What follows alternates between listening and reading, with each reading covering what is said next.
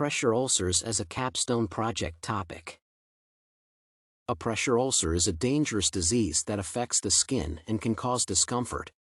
Researchers define it as a localized injury to the skin, which occurs due to pressure and immobilization.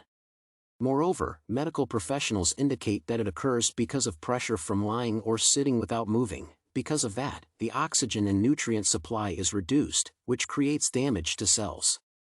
The tissues of the human body function due to receiving the necessary nutrients from the blood.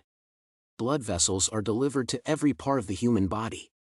The smallest of them, called capillaries, are especially crucial for the process of nurturing tissues. The movement of fluid through the bloodstream can be slowed down or entirely stopped by squeezing the vessels. For any bedridden person, soft tissue is compressed along with blood vessels, which results in insufficient blood flow to the tissues.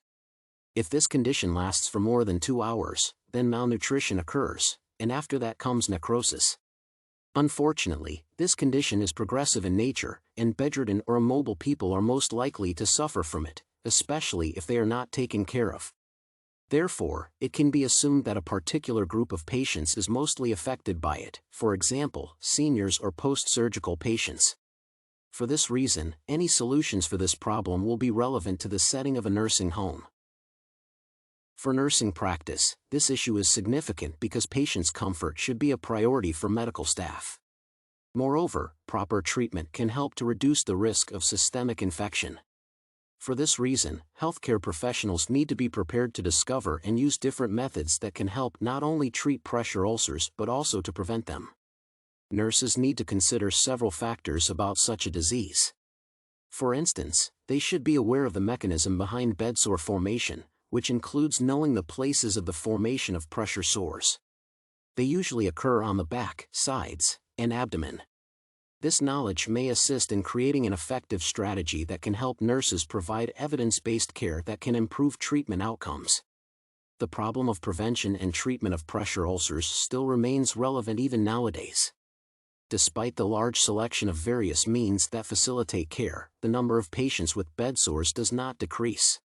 In addition, the treatment process is often slowed down significantly, which sometimes leads to death.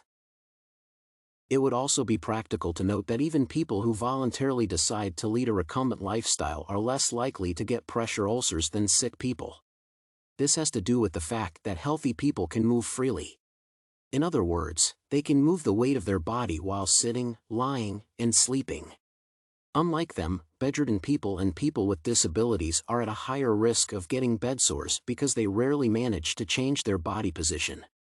Treatment and prevention of pressure ulcers are inextricably linked with a whole range of measures to care for a sick person.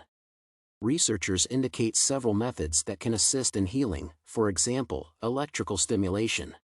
Other medical professionals recommend applying protective dressings to the skin. However, even with the mandatory fulfillment of all hygiene requirements, bed sores can still appear. It also should be noted that such methods will expand nursing practice as the number of responsibilities will increase.